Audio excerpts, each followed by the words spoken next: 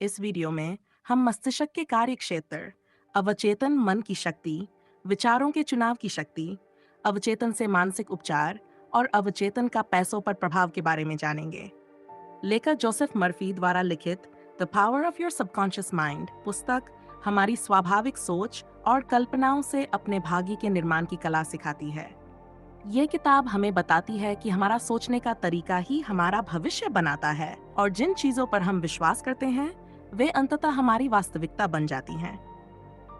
जिस प्रकार हवा और बिजली हमें दिखाई नहीं देती, फिर भी उनका अस्तित्व होता है, उसी तरह हमारे विचार भी अदृश्य होते हैं, लेकिन उनका प्रभाव हमारे जीवन पर गहरा पड़ता है।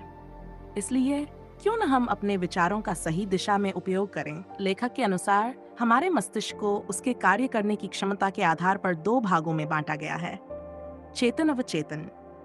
चेतन मस्तिष्क तार्किक होता है, जबकि अवचेतन मस्तिष्क तर्क नहीं करता, बल्कि जो कुछ भी उसे दिया जाता है उसे वह सच मान लेता है।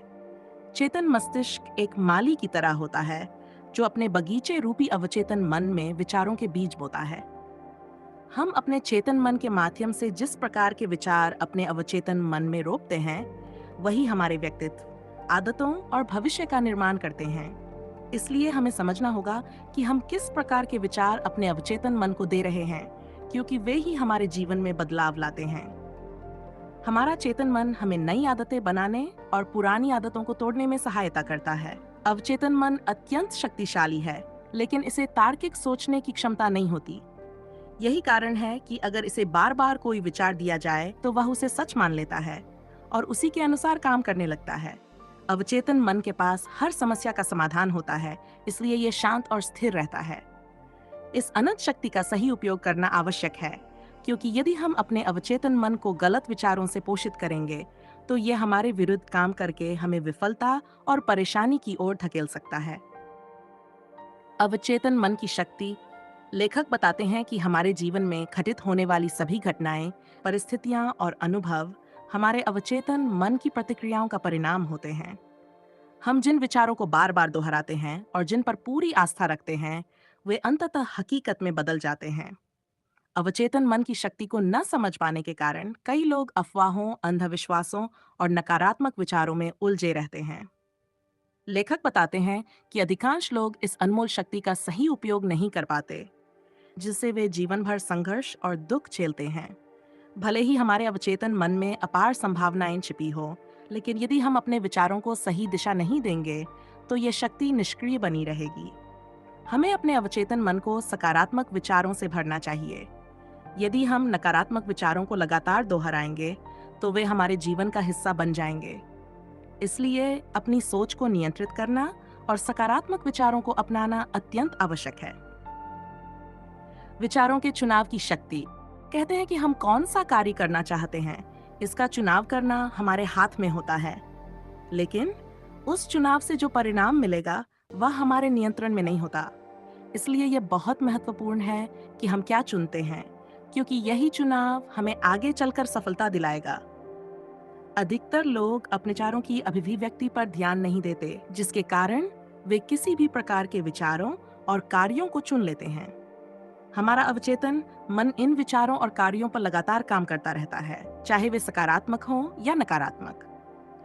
जब समय बीतने के बाद इन विचारों और कार्यों का परिणाम उनके सोचे गए परिणाम से विपरीत होता है, तब वे अपने चुनावों की जिम्मेदारी खुद लेने के बजाय भाग्य या दूसरों को दोष देने लगते हैं। लेकिन ये मानसिकता हमें कभी सफलता की ओर नहीं ले जा सकती। ये चुनाव की शक्ति को न समझने का ही परिणाम है। अवचेतन मन की शक्ति और चुनाव की महत्ता। अवचेतन मन की शक्ति का सही उपयोग करने के लिए चुनाव की शक्ति को समझना आवश्यक है। चेतन मन द्वारा हम जिन विचारों को अवचेतन मन तक पहुंचाना चाहते हैं, उन्हें बार बार दोहराना जरूरी होता है। चुनाव की शक्ति हमें हमारे लक्ष्य को प्राप्त करने के लिए प्रेरित करती है और सही विचारों का चुनाव करने की दिशा में मार्गदर्शन देती है।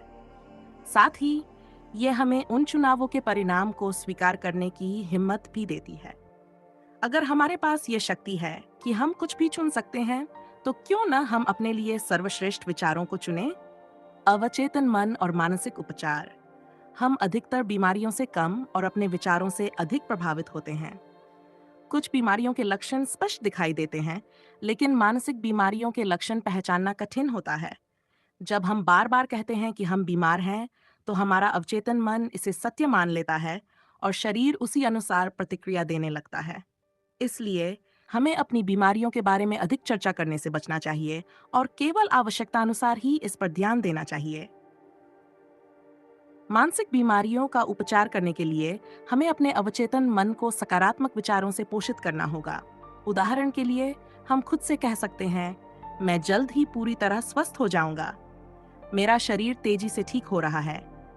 मुझे अपनी बीमारी को लेकर ज्यादा चिंतित होने की जरूरत नहीं है। मैं धीरे धीरे स्वस्थ हो रहा हूँ। इन विचारों को बार बार दोहराने से हमारा अवचेतन मन उन्हें सत्य मानने लगता है और हम वास्तव में स्वस्थ महसूस करने लगते हैं। अवचेतन मन का धन पर प्रभाव। जो व्यक्ति बार बार गरीबी के विचार दोहराता है, वह एक दिन सच में गरीब हो जाता है। इसी तरह जो व्यक्ति अमीरी के विचारों को बार बार दोहराता है और उसी अनुसार कार्य करता है, वह एक दिन अवश्य अमीर बन जाता है। ये हमारे अवचेतन मन और विचारों की शक्ति को दर्शाता है। अक्सर लोग अमीर नहीं बन पाते क्योंकि वे पैसे को गलत मानते हैं या ये सोचते हैं कि पैसे से प्रेम करना सभी बुराइयों की जड़ है। लेकिन इस तरह की सोच हमें अमीरी से दूर कर देती है। हमें ये समझना चाहिए कि हम जिन चीजों की आलोचना करते हैं, वे हमसे दूर हो जाती हैं, न कि हमारे पास आती हैं। इसी तरह यदि हम अमीर लोगों से ईर्ष्या करेंगे, तो हम कभी धनवान नहीं बन पाएंगे।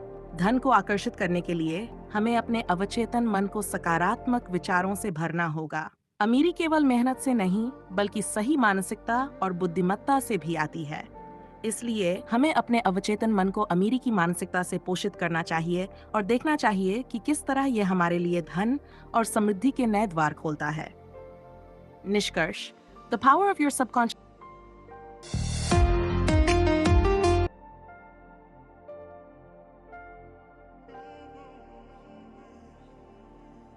के लिए आत्म सुझाव आवश्यक है। अवचेतन मन ही हमें अमीर या गरीब बनने में मदद करता है। अंतिम संदेश: हम जो सोचते हैं वही बनते हैं। इसलिए हमें अपने विचारों को सही दिशा में मोड़ने की आदत डालनी होगी।